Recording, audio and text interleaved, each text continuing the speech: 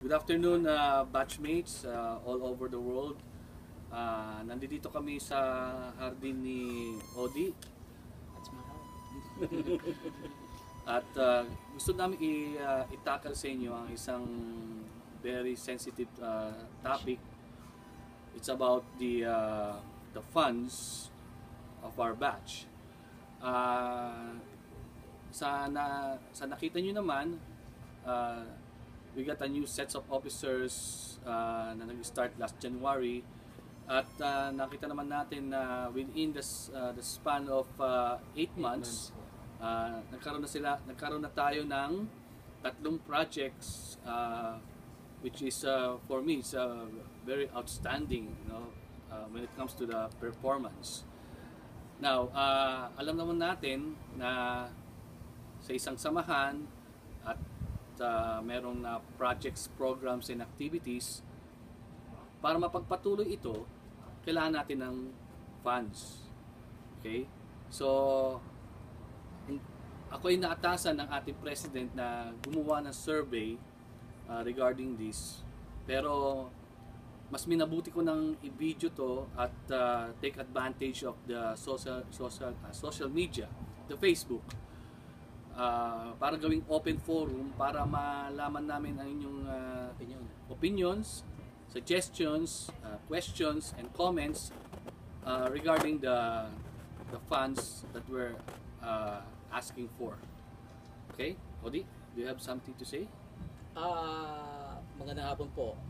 Like what had Rene just earlier discussed na yung bagong set of officers, alam natin na meron silang mga projects, programs, and activities na nakahanay sa atin. Ang iniisip lang natin is dudugtungan ko lang para ma-sustain natin yung programs and activities without asking any like donations from our, I know all of our members are generous, but hindi natin pwedeng parating when there's any projects, hindi natin pwedeng hingan yung parating nagdo-donate and nagbibigay ng which is non-donations, but which is very good endeavor. Ang kailangan lang natin is ma-sustain in the long run permanently kung ano man ang projects na pwede natin i-contribute, and at the same time may tudong mag-outreach tayo sa mga kabatchmate natin. So we really need funds, necessary funding for any projects and activities, and at the same time outreaching dun sa mga batch natin na alam ko majority of us is hindi naman riwasa, or at least have there something na makakapag-support tayo in our own little way. Okay. So, bago ako magpatuloy, I'd like to congratulate the officers and the batchmates for the successful programs the other day, the feeding program. At ang ganda ng pakiramdam at napasaya natin ang mga elderly doon sa kanilang tirahan. Now, inuulit ko po, kung anong makita yung illustrations dito, ito ay suggestions pa lang naman at hindi final. So, kung meron kayong suggestion, comments, opinions, it's all welcome. Questions, it's all welcome.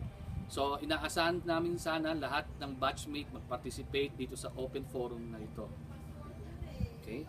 Yeah, in addition to that, so we're expecting na sana talayang lahat makita namin kung ano ang inyong sentimento, kung ano ang inyong iniisip para sa ikabubuti ng batch natin. And at the same time, gusto na rin natin gawing fix yung funding natin to avoid any misuse of our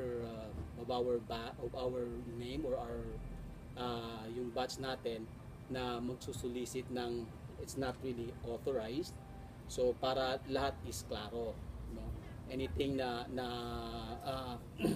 for the activities should be self-sustaining if only if magagawa natin yung proposal namin na magkaroon tayo ng yearly dues. So, ipe-present na rin kung ano ang programa at saan mapupunta yung ine-expect nating funding. And I would like to reiterate na this is for the benefits of our batch, of everybody. And at the same time, pati ang schools and sila na yung magtutuloy. Actually, nagkaroon na ng ng survey sa Pilipinas, isang officers nag-survey siya. May sumagot naman, may nagsabi nag-deadma, at may isang batchmate na nag-comment sa survey na yun. Itong nasabi, maraming mahirap na batchmate na walang kaya, hindi nga sila maka-attend dahil nahihiya at walang pangpatla. Okay, so itong concern na to, sasagutin namin at the end kung paano natin i-resolve when it comes to the funds. Okay, so right now, ito ang nakita naming solusyon, temporary solution. Gaya ng sabi ko sa inyo, kung meron pa kayong magandang idea regarding this, welcome na welcome po. Okay? So, Mel, can you focus on this now? Okay. So, ito po yun, Ito po yung ang tawag po doon sa ginawa ng mga officers natin is programs, projects, and activities. Okay? Now, gaya ng sabi ko nung una, para ma-sustain, at para ma-continue itong proyektong ito, kailangan natin ng funds. Okay? Now, naumpisa na natin tulungan ng ating school. Okay? Naumpisa na natin tulungan ng community. Ngayon, siguro sa nababasa nyo naman na there is a concern about tulungan naman natin yung mga batchmate natin,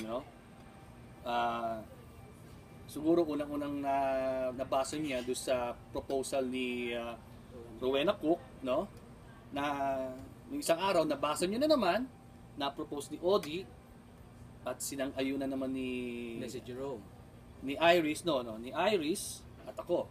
Okay? Ngayon, kung magkakaroon tayo ng funds, okay,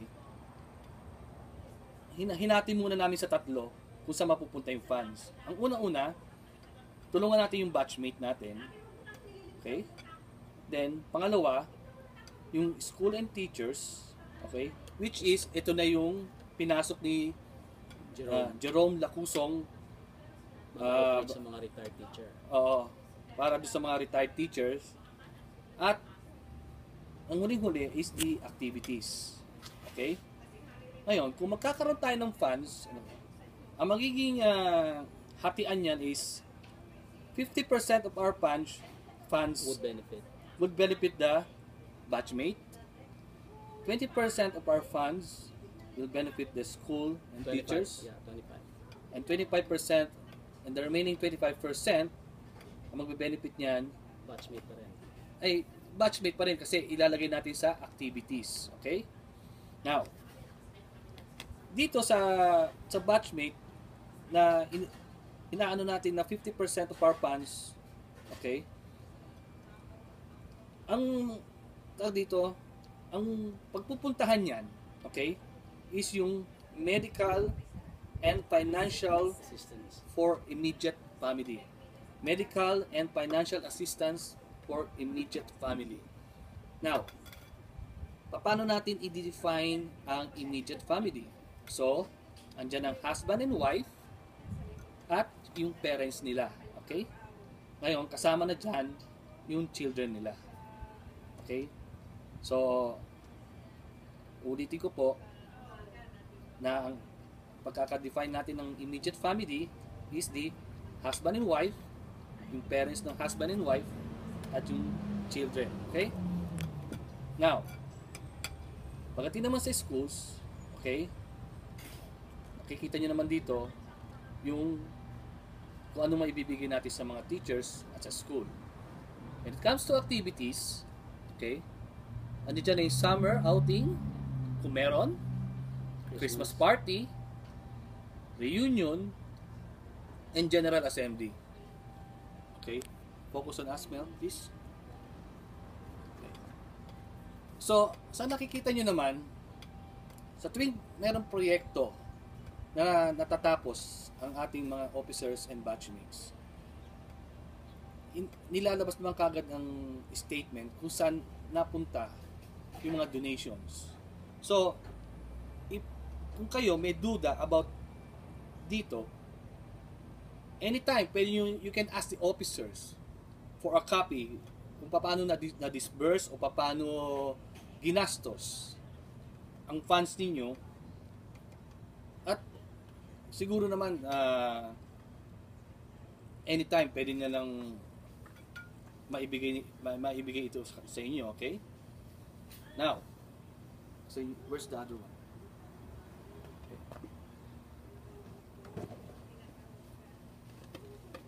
Okay. Now,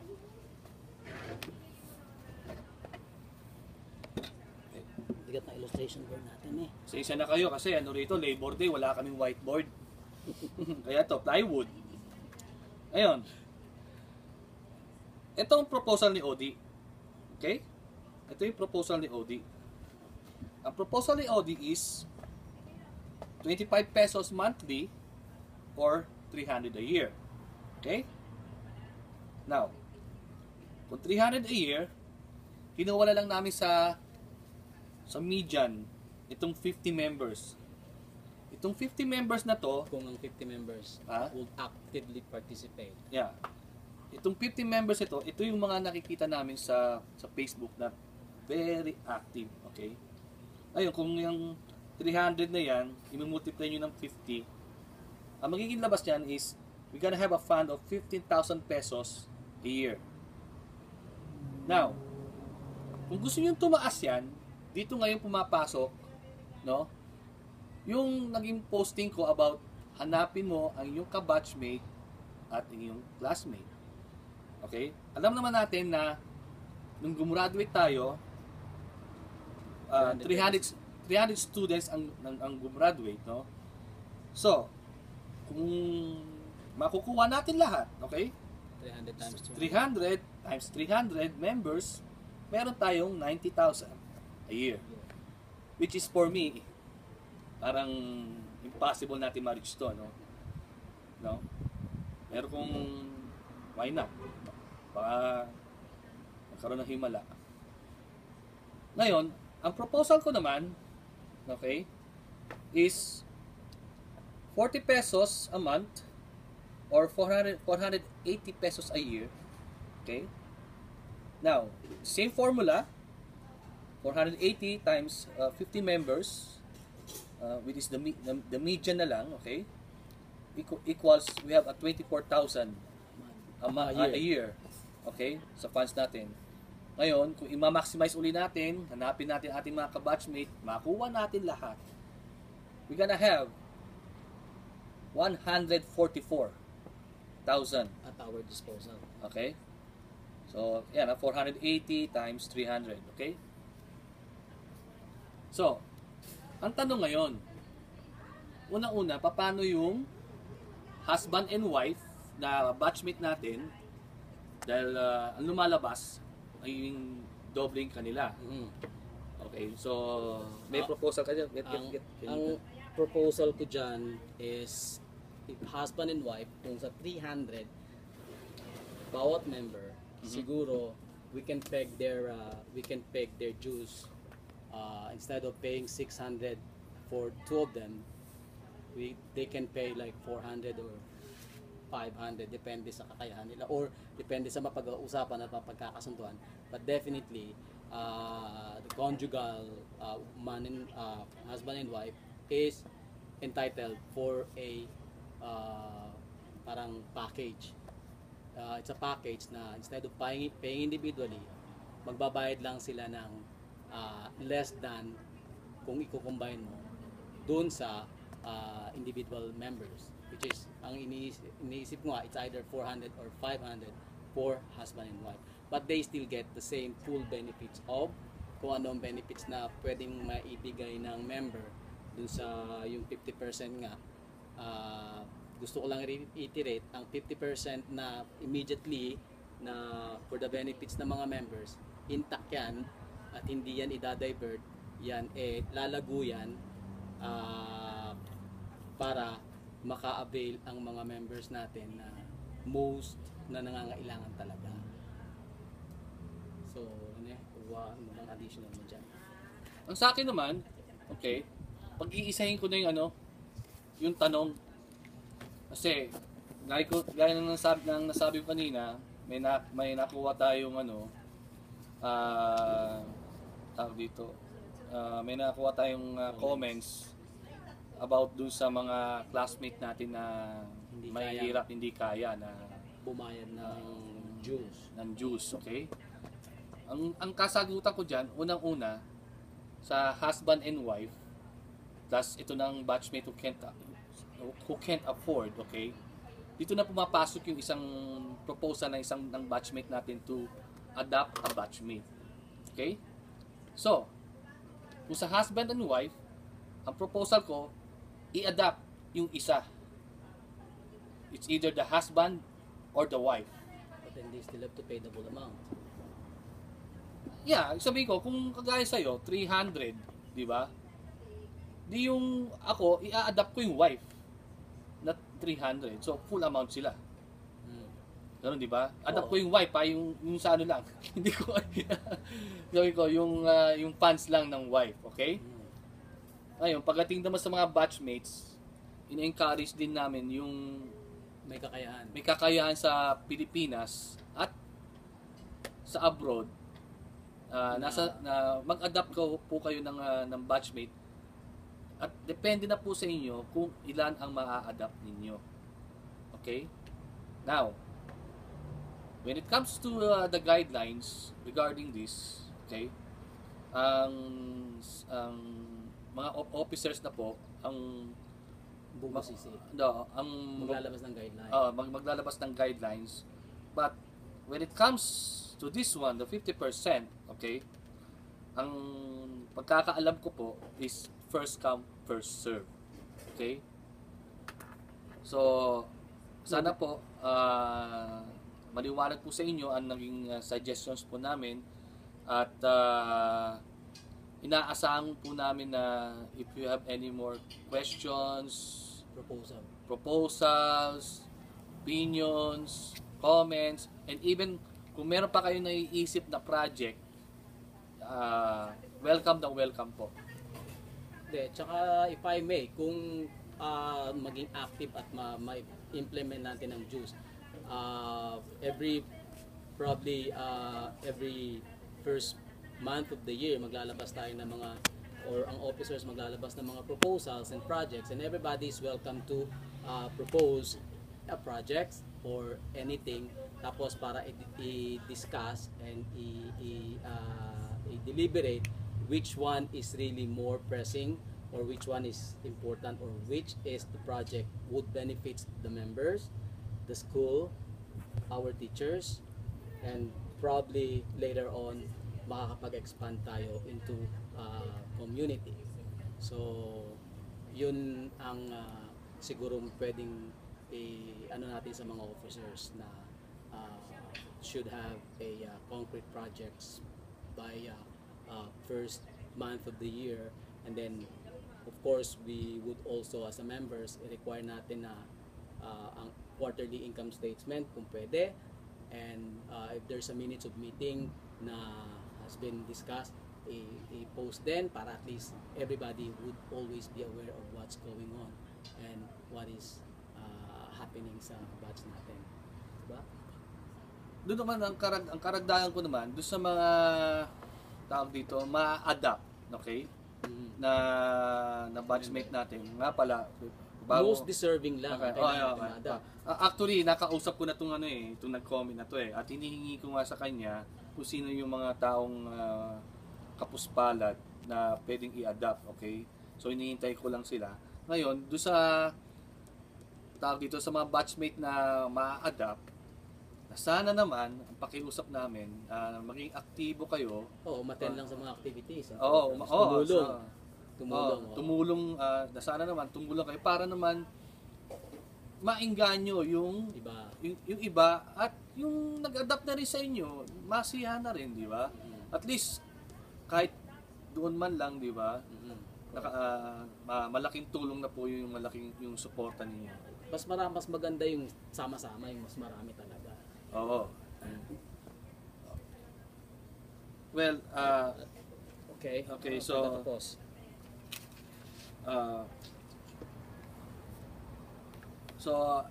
uh, mga batchmate, inaasahan po namin ang inyong feedback regarding this issue. At sorry nakakalimutan ko naman, taas uli natin ito. Nakikita nyo to? Nakikita nyo itong tong branch na to, itong line na to. Nakalimutan ko pala. If ever na tawag dito, Na-sustain mo yung ibang na-sustain na natin itong ibang projects na to, pwede pa tayong maglagay dito sa community again, like the feeding program. So, it's up to you kung gusto nyo pang dagdagan ito o hindi. So, hinihintay na lang po namin ang inyong questions, opinions, proposal, comments regarding this matter. Meron ka pa sabihin? Sa pagtatapos po, sana magsama-sama tayo. I mean, this is really yung gusto nating ma-sustain ang batch natin, yung sama-sama, sabi nga natin, united tayong batch, kung gusto nating ma-sustain to. I would really encourage you to please, we want to hear your voice, kung ano yung sa loobin nyo, kung ano yung opinion nyo, kung anong proposal nyo, yun lang. At sana makuha pa natin Ibang batchmate. makuha natin yung majority of the batch na marinig din sila kung anong talagang saan tayo patutungo from here.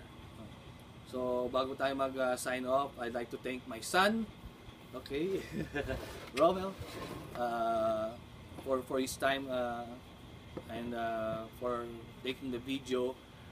And thank you and Mabuhay po ang batch 81. mabuhay po batch 81 at inaasahan po namin ang inyong reply at sana ay